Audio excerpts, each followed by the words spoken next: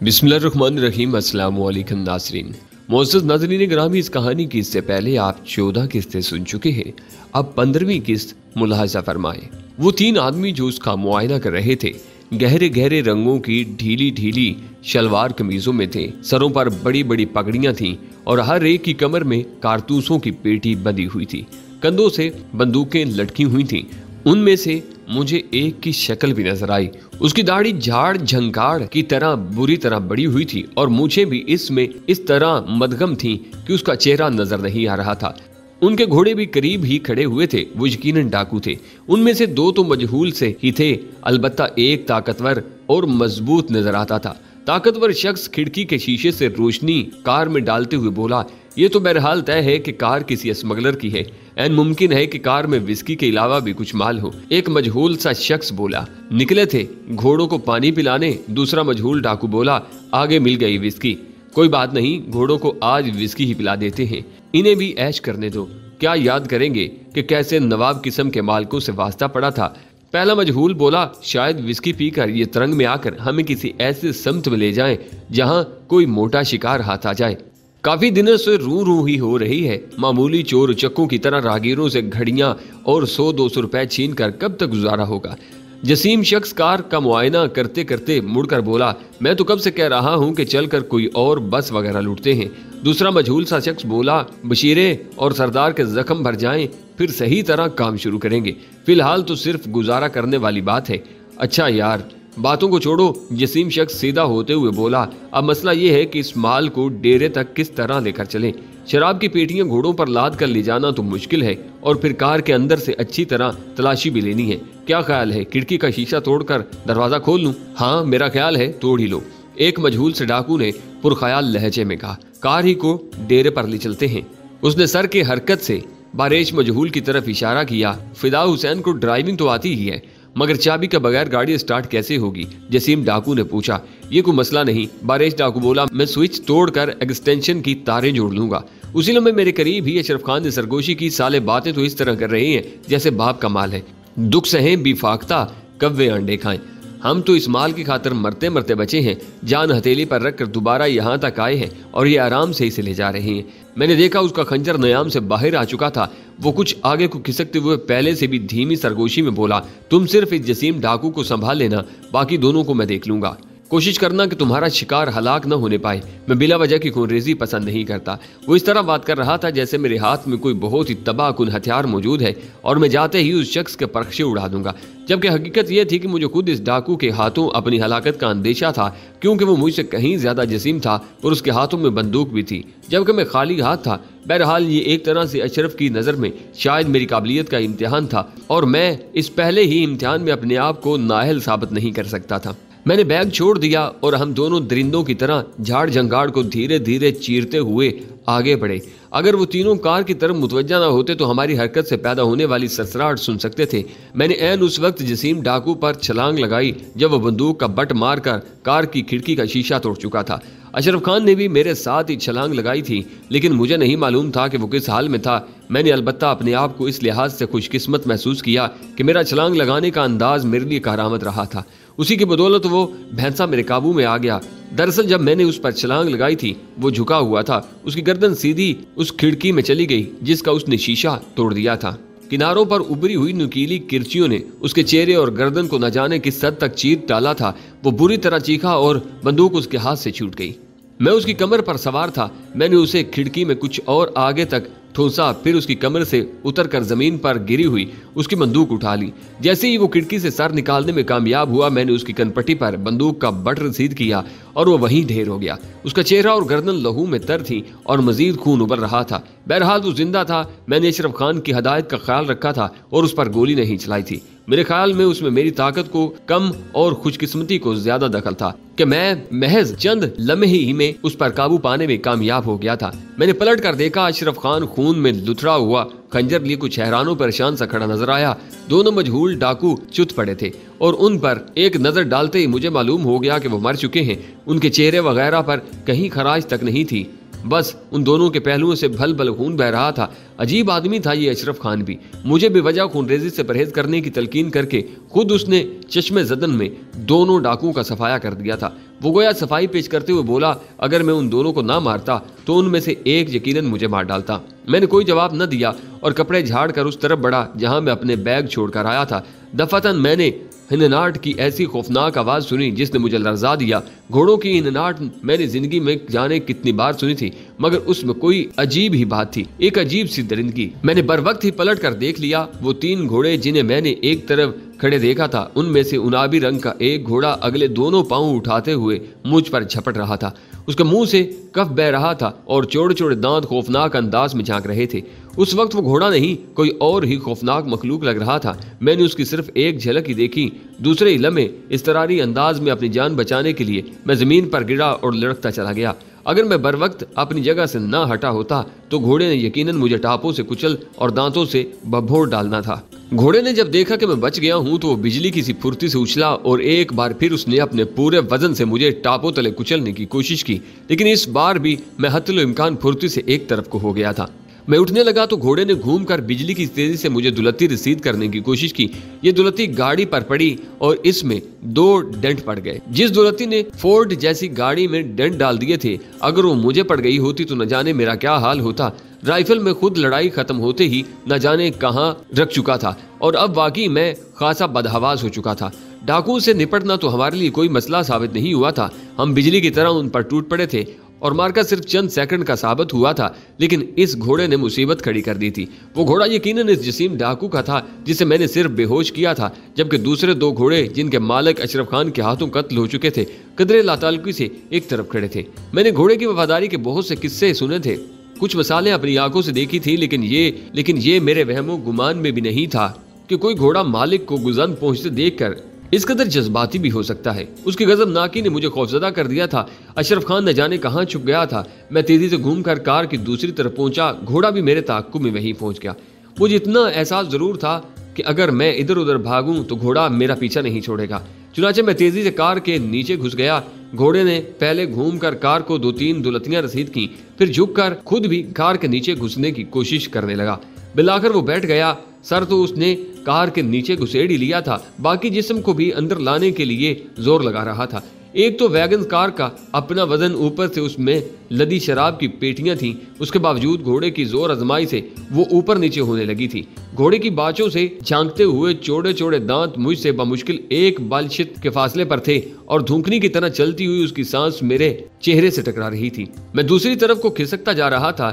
मेरा अंदाजा था कि अगर घोड़े की गजबनाकी का यही आलम रहा तो वो यूं ही जोर लगाता रहा तो कोई बाइद नहीं कि वो गाड़ी को उलट ही दे। इसलिए मैंने उसे गाड़ी के नीचे फंसा हुआ छोड़कर दूसरी तरफ से निकल जाना ही बेहतर समझा। मगर साथ ही आतिशे इंतकाम से झुलसा हुआ वह हवान भी गाड़ी के नीचे से निकल आया, लेकिन उससे पहले कि वो गाड़ी के गिर्द घूमकर मुझ तक पहुंचने की कोशिश करता, एक जोरदार धमाका हुआ और उसकी तकरीबन आधी खोपड़ी उड़ गई। वो गिर पड़ा, लेकिन मुझे जैसे यकीन नहीं आ रहा था कि उससे मुझे छुटकारा मिल चुका है। चंद लम्हे तक मैं गाड़ी का सहारा लिए खड़ा हाँफता रहा। फिर मैंने मुड़कर देखा, अशरफ खान राइफल हाथ में लिए खड़ा था। वो गोया किसी ख्याल से चौंक कर मुस्कुराते हुए बोला, माफ करना यार, तुम्हें इतनी तकलीफ इसलिए उठाना पड़ी कि मेरी समझ में नहीं आ रहा था कि क्या करना चाहिए। इंसान के मामले में तो मुझे जैसे लोग 1 सेकंड के हजारों हिस्से में कोई ना कोई फैसला कर लेते हैं, लेकिन इस घोड़े ने तो वाकई मुझे भी बौखला कर रख दिया था। पहले तो मैं खंजर ही से इस पर झपटने लगा था, लेकिन बर वक्त ही एहसास हो गया कि खंजर से उसे मारते मारते मैं खुद ही। उसने हाथ में पकड़ी हुई राइफल कंधे से लटका ली और दूसरे डाकुओं की राइफल उठाकर मुझे देते हुए बोला, मेरा ख्याल है अब हमें जल्द अज जल्द यहाँ से निकल जाना चाहिए। बहुत वक्त जाया हो चुका है। मेरा हुलिया ऐसा हो रहा था जैसे मैं कपड़ों समेत अखाड़े में उतर गया था और किसी मुशाक पहलवान ने मुझे खूब पटखियां दी थी। मैंने कपड़े अच्छी तरह झाड़े, दरख्तों, झाड़ियों और लटकी हुई जड़ों के हल्के से निकलकर अपना बैग उठाया और वापस कार के करीब पहुंचा। अशरफ खान दूसरी तरफ खड़ा मुर्दा घोड़े को अजीब सी नजरों से देख रहा था। मैं भी उस तरफ चला गया। घोड़ा आड़ा तिरछा पड़ा था। उसकी गर्दन तशंजी सी कैफियत में मुड़ी हुई थी। आधी खोपड़ी के साथ उसकी एक आंख भी गायब हो चुकी थी, मगर दूसरी आंख खुली थी, मगर उसमें मजनूनाना इंतकाम की चमक अब भी मान नहीं पड़ी थी। उसकी शिकस्ता खोपड़ी से खून और भेजे का मगज बह बहकर जमीन पर जमने लगा था। मुझे कराहत से महसूस हुई और मैंने नजर फेरी। मुझे माहौल में किसी तब्दीली का एहसास हुआ। इधर उधर देखा तो इस तब्दीली का इदराक हो गया। दोनों घोड़े गायब हो चुके थे। इन दोनों लाशों और इस जिंदा डाकू का क्या करना है? मैंने अशरफ खान से पूछा। जो जहाँ है और जैसा है उसे वहीं और उसी हालत पर पड़ा रहने दो, अशरफ खान ने जवाब दिया और चाबी निकालकर कार का दरवाजा खोलने लगा। उसने राइफल कार के फर्श पर डाल दी और दूसरा दरवाजा खोलकर स्टीयरिंग संभाल लिया। मैंने भी राइफल सीट के आगे फर्श पर ही रख दी और अशरफ खान के बराबर बैठकर पीछे देखा।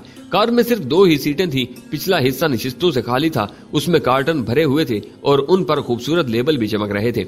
उन पर से कपड़ा हट गया है और वह जरा सही कर दो। अशरफ खान ने हदायत की। मैं उन पेटियों को अच्छी तरह कपड़े से ढांप चुका तो अशरफ खान ने कार स्टार्ट की और चंद लम्हे बाद हम झुंड से बाहर आ चुके थे। हचकोले और लहरिए खाती कार बिलाकर पगडंडी पर आई और 2.5-3 मील के सफर के बाद हम अचानक ही एक तंग सी सड़क पर पहुंच गए। सड़क पर पहुंचते ही फोर्ड फराटे भरने लगी। अशरफ खान वाकई बड़ा मजाक ड्राइवर था। हम कहाँ जा रहे हैं? मैंने पूछा। उसने एक शहर का नाम दिया। नाम तो कुछ और था लेकिन मैं मसलहतन इसे शहजाद कोट कहूंगा। उस शहर का नाम मैंने बारहा सुना था। वहाँ मेरा घर है। अशरफ खान ने बताया।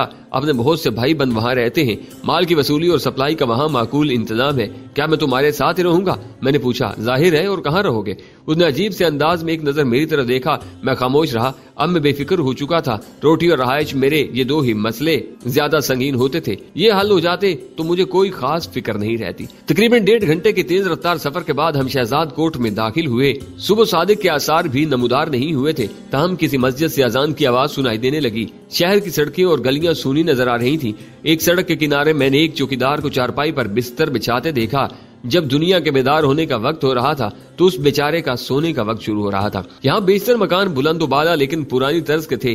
चौड़ी चिकली और तंगो तारीख, टेढ़ी मेढ़ी और सीधी गलियों में चकराती हुई कार बिलाकर खुले खुले से इलाके में निकल आई। उस गली का फर्श ईंटों का था और गली में मकान दर हकीकत 3-4 ही थे। बाकी प्लाट खाली पड़े थे। गली के इख्तिताम पर नशीब में एक वसी मैदान सा था और उससे आगे खेत शुरू हो जाते थे। शायद ये शहर का आखिरी हिस्सा था। अशरफ खान ने काले गेट वाले एक मकान के सामने गाड़ी रोकी और इंजन बंद किए बगैर मुझे जेब से एक चाबी निकाल कर देते हुए बोला। गेट के साथ ही गैराज का दरवाजा नजर आ रहा है, उसका ताला खोलो। कोशिश करना कि दरवाजा खोलते वक्त कोई आवाज पैदा ना हो। मैंने गैराज का दरवाजा खोल दिया और अशरफ खान ने गाड़ी अंदर पहुंचा दी। वो बाहर आ चुका और मैं गैराज को दोबारा मकफिल कर चुका तो मकान का छोटा गेट जैसे खुद ब खुद ही बेआवाज तरीके से खुल गया। उसके पीछे मुझे एक औरत की झलक नजर आई लेकिन रोशनी न काफी होने की वजह से मैं उसके मुतल्लक कोई अंदाजा कायम न कर सका। अशरफ खान का इशारा पाकर मैं उसके पीछे पीछे सर झुकाकर छोटे गेट से अंदर पहुंचा। औरत ने गेट बंद कर दिया और करीब ही दीवार पर मौजूद एक स्विच बोर्ड की तरफ हाथ बढ़ाकर बरामदे की बत्ती रोशन कर दी। वो दरमियाने कद की एक पुख्ता उलूमर और पुरकशिश औरत थी। उसके जिस्म पर शब ख्वाबी का ढीला ढाला लिबादा था मगर उसकी कशिश को छुपाने की बजाय उजागर कर रहा था। उसके तराशीदा बाल ज्यादा मुंतशिर और परेशान नहीं थे और आंखों में नींद का खुमार भी ज्यादा गहरा नहीं था। उसकी रंगत खिली खिली बेजवी और होंठ भरे भरे थे। मजमूई तौर पर उसे देखकर यही एहसास होता था कि अशरफ खान बीवी के मामले में खासा कुछ किस्मत है।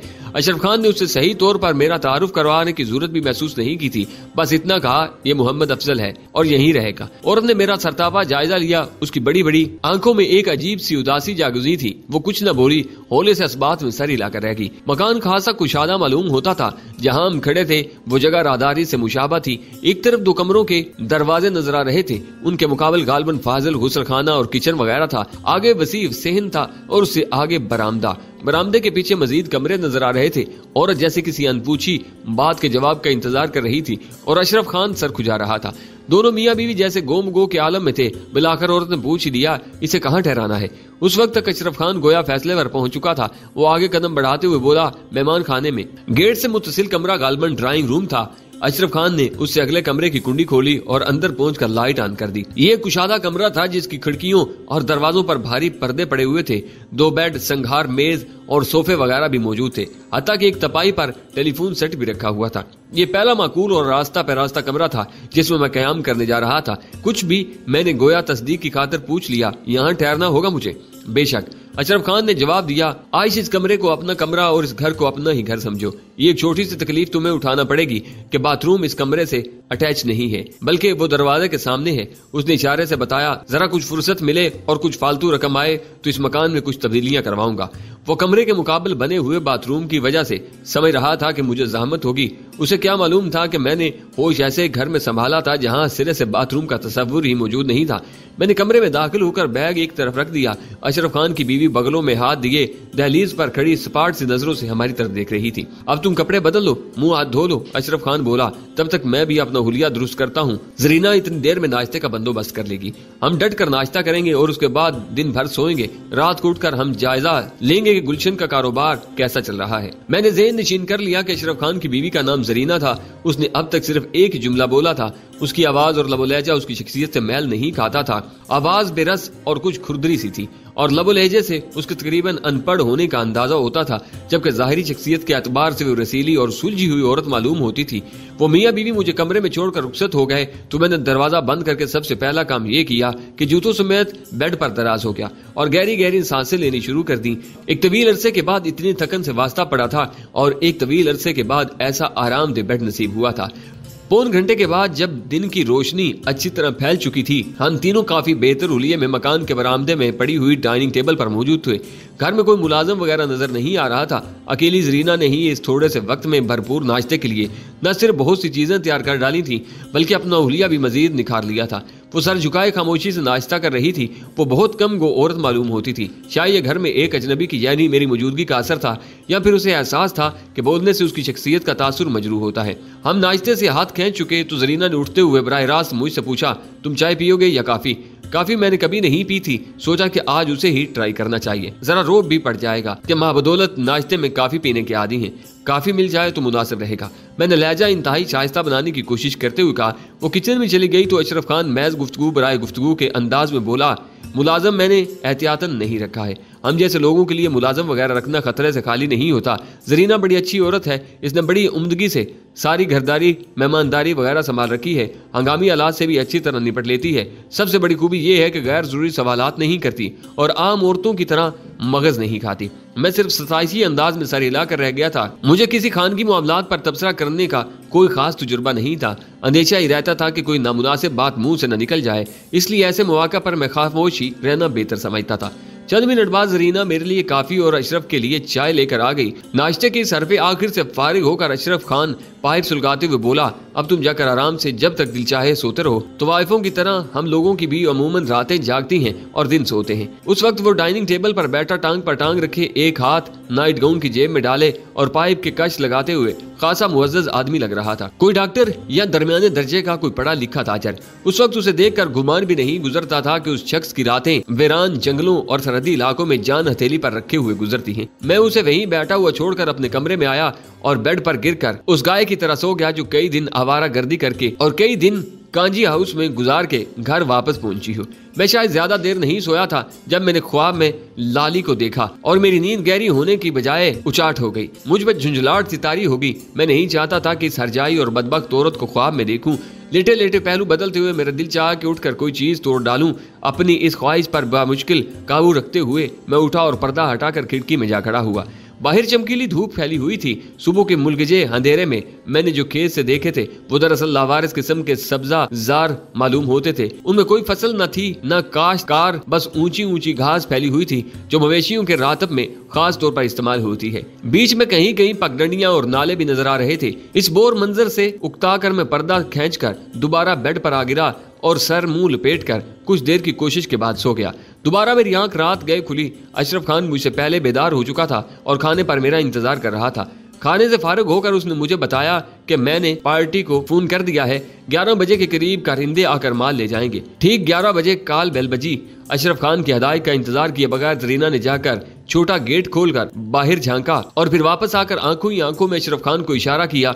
अशरफ खान मेरा हाथ थामते हुए उठ खड़ा हुआ। बाहर आकर मैंने देखा गेट के सामने नीले रंग का एक छोटा पिकअप ट्रक खड़ा हुआ था। अगले हिस्से में ड्राइवर और उसके साथ एक और शख्स मौजूद था। उन्होंने उतरकर नहायत ही गर्म जोशी और मोहब्बत से अशरफ खान से मुआनका किया और एक दूसरे का हाल चल पूछने लगे। अशरफ खान ने बातों के दौरान मुझे चाबी देते हुए हदायत की कि गैराज का दरवाजा खोल दूं।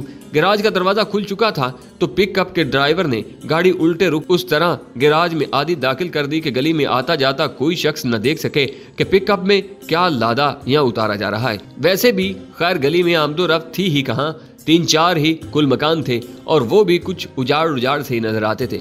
अशरफ खान ने बातों बातों में मुझे बताया था कि मोहल्ले में जो इक्का दुक्का लोग सरसरी तौर पर उसे जानते थे वो उसे कोई ताजर ही समझते थे।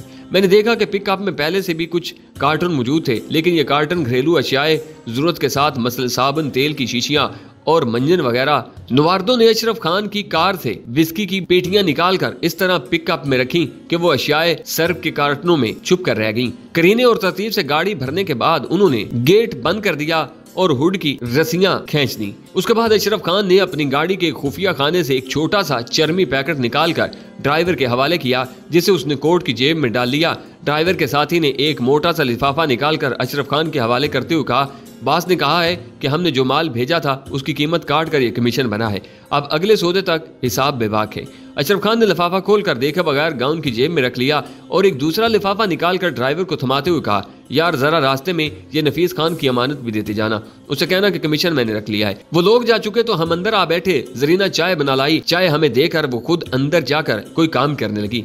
हम डाइनिंग टेबल पर बैठे चाय की चुस्कियां लेने के साथ साथ गपशप भी कर रहे थे। अशरफ खान बता रहा था कि उसकी बरादरी के लोग अपने धंधे को इम्पोर्ट एक्सपोर्ट कहते हैं। अशरफ खान का कारोबार दो तरफा था, यानी वो इम्पोर्टर भी था और एक्सपोर्टर भी, और उसका काम पार्टनर सिस्टम पर चलता था, यानी माल के बदले माल, और माल भी दूसरों का होता था। इसलिए उसके काम में खतरात बहुत ज्यादा थे और आमदनी कम। उसे माल ले जाते वक्त भी खतरात का सामना होता था और माल लाते वक्त भी। उसका ज्यादातर कारोबार पड़ोसी मुल्क से था, जिसमें मुनाफा की शरह ज्यादा नहीं थी। जो चीजें लाई और ले जाई जाती थी उनका हुजम ज्यादा होता था और कीमत कम। उसका कहना था कि एक दूसरे पड़ोसी मुल्क से कारोबार करने में ज्यादा फायदा था। वो इसी कोशिश में था कि वसाइल बढ़ जाएं और कुछ काम की पार्टियों से राब्ते कायम हो जाएं, तो उसी मुल्क से मंशियात इंपोर्ट की जाएं, कुछ लोकल मार्केट में दी जाएं, और वसाइल बढ़ें तो अमीर ममालिक की तरफ एक्सपोर्ट की जाएं, या फिर कराची में सेट होकर बहरी रास्ते से छोटे हजम की मगर कीमती अशिया इंपोर्ट की जाएं। गर्ज के उसके ज़हन में तरक्की के बड़े मंसूबे थे और अब मेरी जात से उसने बड़ी उम्मीदें वाबस्ता कर ली थी। उसे यकीन हो चला था कि एक जानिसार साथी मुयस्सर आने के बाद उसके काम की रफ्तार दुगनी हो जाएगी।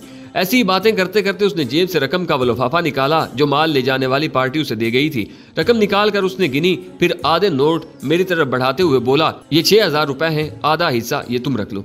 मैंने हाथ बढ़ाए बगैर कदरे हैरत से उसकी तरफ देखा तो वो बोला, इस खेम में यकीनन तुम्हारा हिस्सा ज्यादा बनता था, तार हकीकत तुम्हारी बदौलत मेरी वापसी मुमकिन हुई है, वरना मैं पराए माल, पराई रकम और अपनी जान तक से भी हाथ धो चुका होता। वैसे भी खैर अब हम 50-50 के पार्टनर हैं, इसलिए अपने हिस्से की रकम रख लो और जो तुम्हारा जी चाहे करो, लेकिन मेरा तो फिलहाल ऐसा कोई काम करने को जी नहीं चाह रहा जिसमें रकम की जरूरत हो। मैंने कदर तवक्कुफ के बाद कहा। जरीना इस दौरान बरामदे में लगे हुए वाश बेसन पर आकड़ी हुई थी और आहिस्ता आहिस्ता हाथ धो रही थी। वो जैसे अपने आप में मगन थी और उसके ख्याल में शायद हम वहां मौजूद ही नहीं थे। उसने एक बार भी आंख उठाकर हमारी तरफ नहीं देखा था। मैंने बात जारी रखते हुए कहा, मेरे हिस्से की रकम भी फिलहाल तुम ही अपने पास रखो, मुझे जब और जितनी रकम की जरूरत होगी ले लूंगा, बाकी रकम तुम चाहो तो कारोबार में लगाते रहा करो। अगर हम मुनाफा साथ के साथ खाते रहेंगे तो कारोबार को बढ़ाने की नौबत कहाँ आएगी। उसने बेयकीनी के से अंदाज में मेरी तरफ देखा और गर्मजोशी से हाथ दबाते हुए बोला, तुम सही मानों में वैसे ही पार्टनर हो जैसे कि मुझे तलाश थी। तुम बेफिक्र रहो, मैं तुम्हारी एक एक पाई का हिसाब रखूंगा। उस लम्हे जरीना ने मुड़कर सपाट सी नजरों से मेरी तरफ देखा और तौलिए से हाथ पूंछकर अपने मखसूस लाताल्लुक से अंदाजे मेज पर आ बैठी। हाथ बढ़ाकर उसने मेज पर पड़ी हुई लंबी लंबी नस्वारी सिगरेटों का पैकेट उठाया और एक सिगरेट निकाल कर सुलगा ली। अपने तराशीदा बालों में उंगलियां फेरते हुए उसने 2-3 गहरे गहरे कश लिए और एक बार फिर नीम वाह लेकिन सपाट सी आंखों से मेरी तरफ देखा।